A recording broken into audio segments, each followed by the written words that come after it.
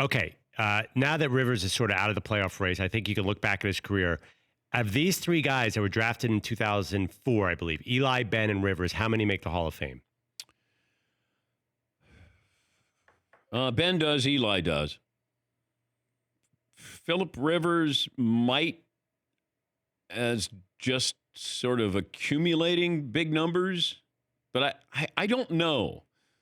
It's different than Dan Fouts when he played with the Chargers, with Eric Coryell. There was something that was unique about that team, and Dan Fouts went into the Hall of Fame. I think he's the Hall of Very Good. I don't, because Fouts, they didn't win. They went to the AFC title game. But it felt like Eric Coryell and the Chargers, they changed the game a little bit. And that's part of football history. The Chargers have had two of the great attacks of all time. When you go back to John Hadle and Lance Allworth and Gary Garrison, Dickie Post, I think, was the running back. Like, they were wide open.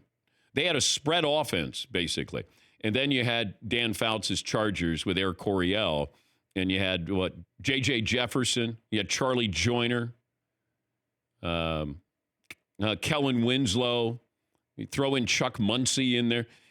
This incarnation of the Chargers should be a little more threatening, and it's not. And it's because of their quarterback. Yeah, McLevin. Yeah, you got LaDainian Tomlinson and Rivers. If Rivers does get in, that's two Hall of Famers who never won at the highest level. Yeah, but we judge a running back different than we do a quarterback.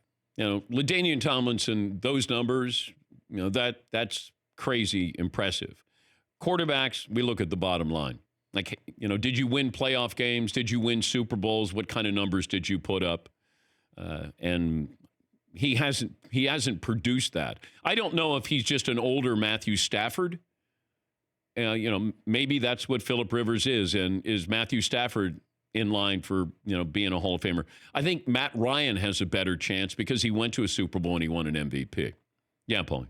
I think it's going to be tough for people to make the case for Philip Rivers because what's your case going to be? He was 5-6 in the playoffs. He's got a ton of yards. There's not moments. There's not postseason, even like one postseason run. He always kept his team competitive. He only had 4 losing seasons out of like 15. Yeah. But there's just nothing you hang your hat on. If you look at these teams that have to make a decision, does Pittsburgh stay and wait for Ben Roethlisberger to come back? And I'm going to say yes because they haven't seen enough good with Mason Rudolph. And I don't think they would unceremoniously cut the umbilical cord with Ben Roethlisberger. Eli is done.